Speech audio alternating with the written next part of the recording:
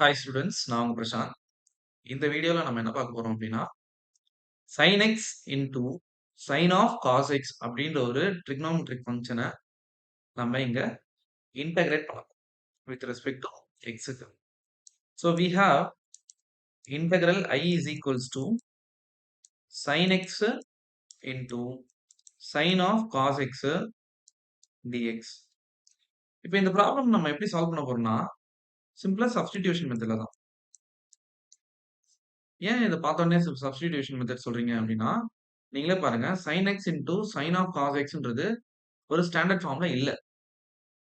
So, அடுத்து நம்ம check பண்ண வேண்டியது என்னன்னா, சப்ஸ்டிடியூஷன் மெத்தட் தான்.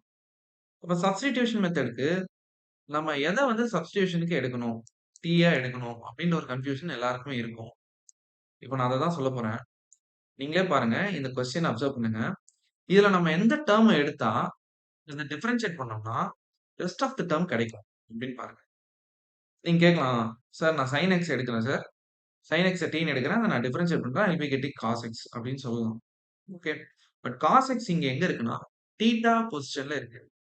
ஒரு ஆங்கிள் இருக்க வேண்டிய பொசிஷன்ல cos x இருக்கு. அதனால நான் வந்து இங்க sin x t-ன்னு எடுக்காம cos x t-ன்னு எடுக்கிறேன். நீங்களே சொல்லுங்க cos x டிஃபரன்ஷியேட் பண்ணா என்ன வரும்? மைனஸ் sin x தான் வரும். சோ அப்ப அதனால இங்க நான் என்ன பண்றேன்? I am taking t as cos x. Once நம்ம சப்ஸ்டிடியூஷனுக்கு t-ன்னு எடுத்துட்டோம்னா, அடுத்து நம்ம என்ன பண்ணணும்? We have to differentiate it.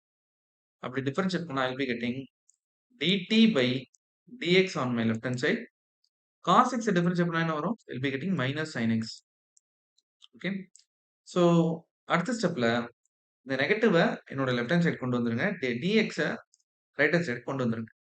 அப்போ minus dt is equals to sin x dx. Okay. சரி.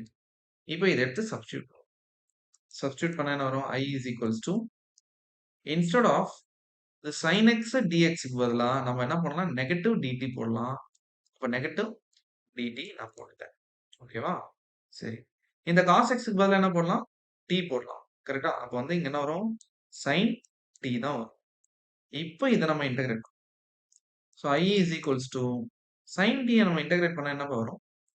We'll be getting negative cos t. இப்ப ஆல்ரெடி நெகட்டிவ் இருக்கு. So negative of negative is positive. So it is what?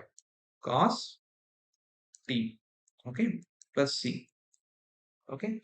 இப்போ நம்மளுடைய final answer வந்து in terms of t ல இருக்கு.